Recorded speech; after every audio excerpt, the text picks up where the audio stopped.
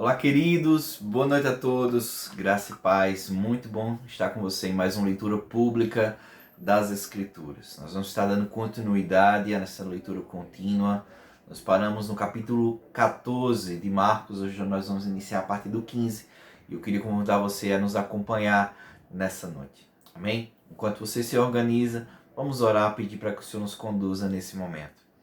Amado Deus, nós queremos, Pai, nesse instante, Pai, te agradecer.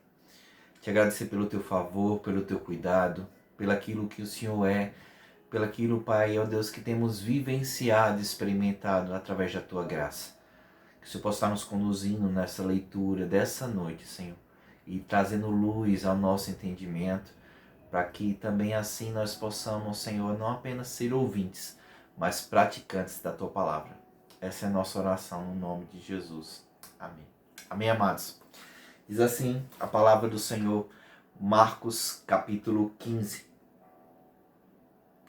De manhã bem cedo, os chefes dos sacerdotes, com os líderes religiosos, os mestres da lei e todo o sinédrio chegaram a uma decisão.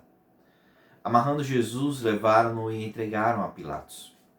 Você é o rei dos judeus? Perguntou Pilatos. Tu o dizes, respondeu Jesus. Os chefes dos sacerdotes o acusavam de muitas coisas. Então Pilatos lhe perguntou novamente: Você não vai responder? Veja de quantas coisas o estão acusando. Mas Jesus não respondeu nada e Pilatos ficou impressionado. Por ocasião da festa, era costume soltar um prisioneiro que o povo pedisse. Um homem chamado Barrabás estava na prisão com os rebeldes que havia cometido assassinato durante uma rebelião. A multidão chegou e pediu a Pilatos que lhe fizesse o que costumava fazer. Vocês querem que eu lhe solte o rei dos judeus? Perguntou Pilatos, sabendo que fora por inveja que os chefes dos sacerdotes lhe haviam entregado Jesus. Mas os chefes dos sacerdotes incitaram a multidão a pedir que Pilatos, ao contrário, soltasse Barrabás. Então, que farei com aquele a quem vocês chamam rei dos judeus? Perguntou-lhe Pilatos. Crucifica-o, gritaram eles. Por quê? Que crime ele cometeu? Perguntou Pilatos. Mas eles gritavam ainda mais: Crucifica-o. Desejando agradar a multidão, Pilatos soltou-lhe Barrabás, mandou açoitar Jesus e o entregou para ser crucificado. Os soldados levaram Jesus para dentro do palácio, isso é, ao Pretório, e reuniram toda a tropa.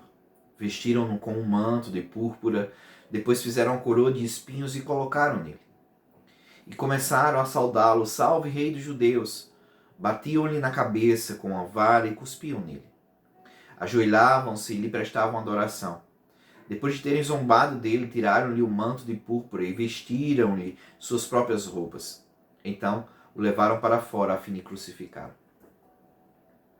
Certo homem de Cirene, chamado Simão, pai de Alexandre e de Rufo, passava por ali chegando do campo. Eles o forçaram a carregar a cruz. Levaram Jesus ao lugar chamado Gólgota, que quer dizer lugar da caveira. Então lhe deram vinho misturado com mirra, mas ele não o bebeu. E o crucificaram. Dividindo as roupas dele, tiraram sortes para saber o que cada um iria ficar. Eram 9 horas da manhã quando o crucificaram. E assim estava escrito na acusação contra ele: o rei dos judeus. Com ele crucificaram 2 ladrões, um à sua direita e outro à sua esquerda. E cumpriu-se a escritura que diz: ele foi contado entre os transgressores. Os que passavam lançavam-lhe insultos, balançando a cabeça e dizendo: Ora, você que destrói o templo e o reedifica em 3 dias, desça da cruz e salve-se a si mesmo. Da mesma forma, os chefes dos sacerdotes e os mestres da lei zombavam dele entre si, dizendo: Salvou os outros, mas não é capaz de salvar a si mesmo. O Cristo, o Rei de Israel, desça da cruz para que o vejamos e creiamos. Os que foram crucificados com ele também o insultavam. E houve trevas sobre toda a terra, do meio-dia às 3 horas da tarde. Por volta das 3 horas da tarde, Jesus bradou em alta voz: Eloi, Eloi, lama sabachthani, que significa: meu Deus, por que me abandonaste? Quando alguns dos que estavam presentes ouviram isso, disseram: ouçam, ele está chamando Elias. Um deles correu, embebeu uma esponja em vinagre, colocou-a na ponta de uma vara e deu a Jesus para beber. E disse: deixem-no, vejamos se Elias vem tirá-lo daí. Mas Jesus, com um alto brado, expirou. E o véu do santuário rasgou-se em duas partes, de alto a baixo. Quando o centurião que estava à frente de Jesus ouviu seu brado e viu como ele morreu, disse: realmente, este homem era o Filho de Deus. Algumas mulheres estavam observando de longe. Entre elas estavam Maria Madalena, Salomé e Maria, mãe de Tiago, o mais jovem, e de José. Na Galileia, elas tinham seguido e servido a Jesus. Muitas outras mulheres que tinham subido com ele para Jerusalém também estavam ali. Era o dia da preparação, isto é, a véspera do sábado. José de Arimateia, membro de destaque do Sinédrio, que também esperava o reino de Deus, dirigiu-se corajosamente a Pilatos e pediu o corpo de Jesus. Pilatos ficou surpreso ao ouvir que ele já tinha morrido. Chamando o centurião, perguntou-lhe se Jesus já tinha morrido. Sendo informado pelo centurião, entregou o corpo a José. Então José comprou um lençol de linho, baixou o corpo da cruz, envolveu-o no lençol e o colocou num sepulcro cavado na rocha. Depois fez rolar uma pedra sobre a entrada do sepulcro. Maria Madalena e Maria, mãe de José, viram onde ele fora colocado. Marcos capítulo 16. Quando terminou o sábado, Maria Madalena, Salomé e Maria, mãe de Tiago, compraram especiarias aromáticas para ungir o corpo de Jesus. No primeiro dia da semana, bem cedo, ao nascer do sol, elas se dirigiram ao sepulcro, perguntando umas às outras: quem removerá para nós a pedra da entrada do sepulcro? Mas, quando foram verificar, viram que a pedra, que era muito grande, havia sido removida. Entrando no sepulcro, viram um jovem vestido de roupas brancas assentado à direita e ficaram amedrontadas. Não tenham medo, disse ele. Vocês estão procurando Jesus, o Nazareno, que foi crucificado. Ele ressuscitou. Não está aqui. Vejam o lugar onde o haviam posto. Vão e digam aos discípulos dele e a Pedro: ele está indo adiante de vocês para a Galileia. Lá vocês o verão, como ele lhes disse. Tremendo e assustadas, as mulheres saíram e fugiram do sepulcro, e não disseram nada a ninguém, porque estavam amedrontadas. Quando Jesus ressuscitou, na madrugada do primeiro dia da semana, apareceu primeiramente a Maria Madalena, de quem havia expulsado os 7 demônios. Ela foi e contou aos que com ele tinham estado, e eles estavam lamentando e chorando. Quando ouviram que Jesus estava vivo e fora visto por ela, não creram. Depois Jesus apareceu noutra forma a 2 deles, estando eles a caminho no campo. Eles voltaram e relataram isso aos outros, mas também nestes eles não creram. Mais tarde, Jesus apareceu aos 11 enquanto eles comiam. Censurou-lhes a incredulidade e a dureza do coração, porque não acreditaram no que o tinham visto depois de ressurreto. E disse-lhes: vão pelo mundo todo e preguem o evangelho a todas as pessoas. Quem crer e foi batizado será salvo, mas quem não crer será condenado. Estes sinais acompanharão os que creem. Em meu nome expulsarão demônios, falarão novas línguas, pegarão em serpentes, e se beberem algum veneno mortal não lhes fará mal nenhum. Imporão as mãos sobre os doentes, e estes ficarão curados. Depois de lhes ter falado, o Senhor Jesus foi levado aos céus e assentou-se à direita de Deus. Então, os discípulos saíram e pregaram por toda parte, e o Senhor cooperava com eles, confirmando-lhes a palavra com os sinais que a acompanhavam. Amém? Vamos estar iniciando agora a leitura do livro de Lucas de forma contínua. Diz assim, Lucas capítulo 1. Muitos já se dedicavam a elaborar um relato dos fatos que se cumpriram entre nós, conforme nos foram transmitidos por aqueles que desde o início foram testemunhas oculares e servos da palavra. Eu mesmo investiguei tudo cuidadosamente desde o começo, e decidi escrever-te um relato ordenado, ó excelentíssimo Teófilo, para que tenhas a certeza das coisas que te foram ensinadas. No tempo de Herodes, rei da Judéia, havia um sacerdote chamado Zacarias, que pertencia ao grupo sacerdotal de Abias. Isabel, sua mulher, também era descendente de Arão. Ambos eram justos aos olhos de Deus, obedecendo de modo irrepreensível a todos os mandamentos e preceitos do Senhor. Mas eles não tinham filhos, porque Isabel era estéril e ambos eram de idade avançada. Certa vez, estando de serviço, o seu grupo, Zacarias estava servindo como sacerdote diante de Deus. Ele foi escolhido por sorteio de acordo com o costume do sacerdócio, para entrar no santuário do Senhor e oferecer incenso. Chegando a hora de oferecer o incenso, o povo todo estava orando do lado de fora. Então, um anjo do Senhor apareceu a Zacarias, à direita do altar do incenso. Quando Zacarias o viu, perturbou-se e foi dominado pelo medo. Mas o anjo lhe disse: Não tenha medo, Zacarias. A sua oração foi ouvida. Isabel, sua mulher, lhe dará um filho, e você lhe dará o nome de João. Ele será motivo de prazer e de alegria para você, e muitos se alegrarão por causa do nascimento dele, pois será grande aos olhos de Deus. Ele nunca tomará vinho nem bebida fermentada, e será cheio do Espírito Santo desde antes do seu nascimento. Fará retornar muitos dentre o povo de Israel ao Senhor, seu Deus, e irá diante do Senhor no espírito e no poder de Elias, para fazer voltar o coração dos pais a seus filhos e os desobedientes à sabedoria dos justos, para deixar um povo preparado para o Senhor. Zacarias perguntou ao anjo: Como posso ter certeza disso? Sou velho e minha mulher é de idade avançada. O anjo respondeu: Eu sou Gabriel, o que está sempre na presença de Deus. Fui enviado para lhe transmitir essas boas novas. Agora você ficará mudo, não poderá falar até o dia em que isso acontecer, porque não acreditou em minhas palavras que se cumprirão no tempo oportuno. Enquanto isso, o povo esperava por Zacarias, estranhando sua demora no santuário. Quando saiu, não conseguia falar nada, e o povo percebeu então que ele tivera uma visão no santuário.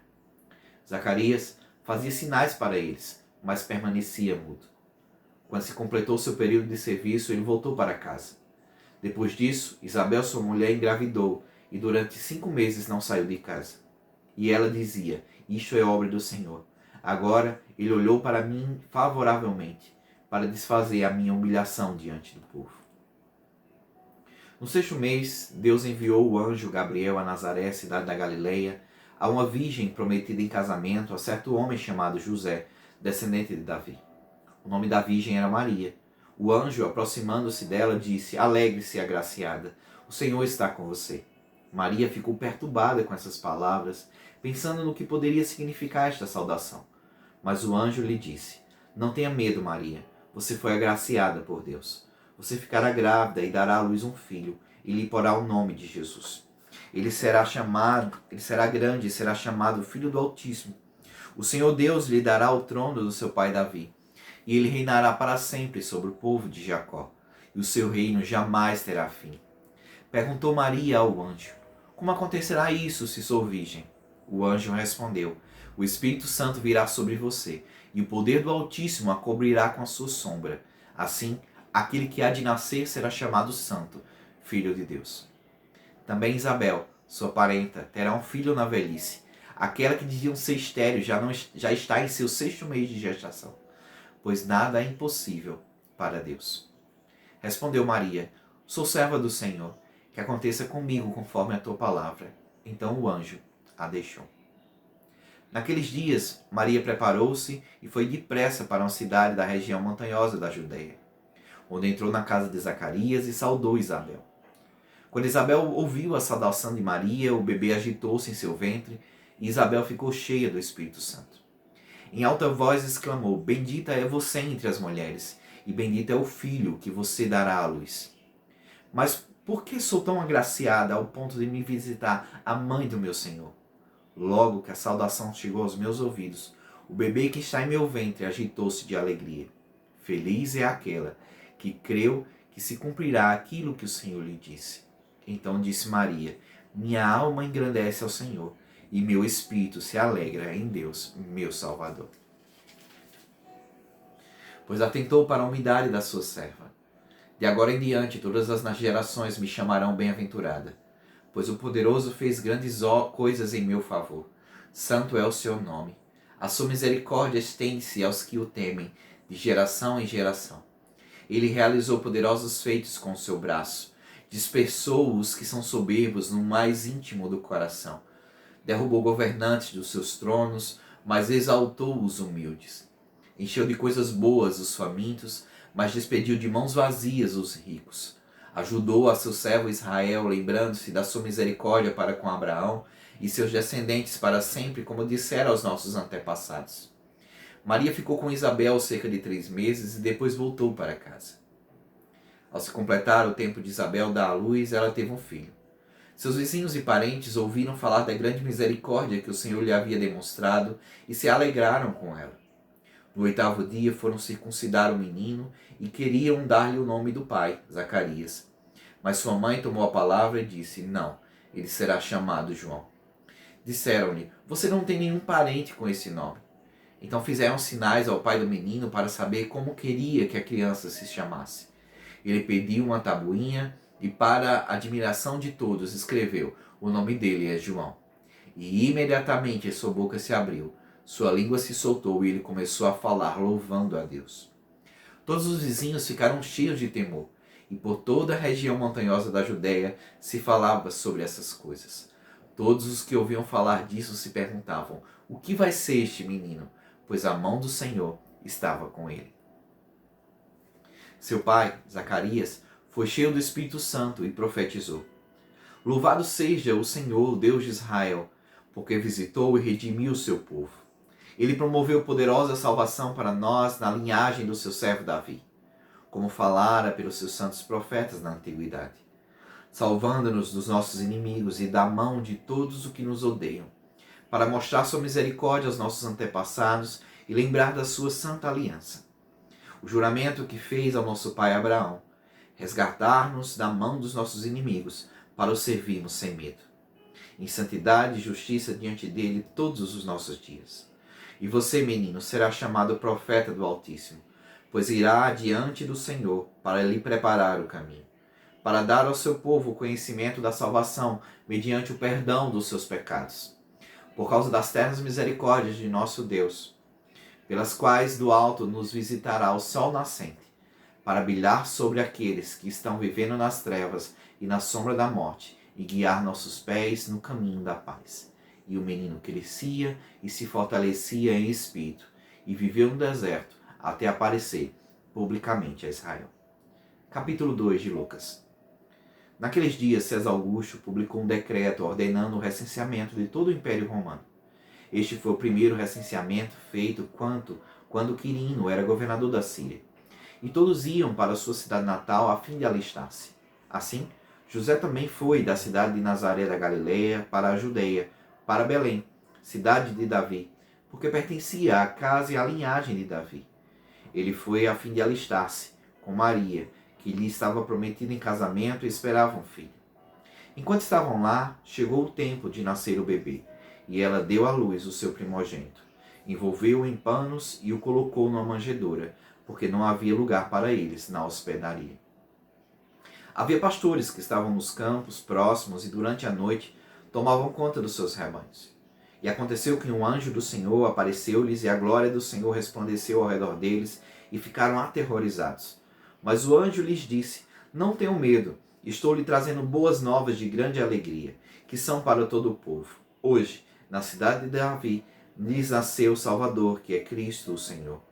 Isto lhes servirá de sinal. Encontrarão um bebê envolto em panos e deitado numa manjedoura.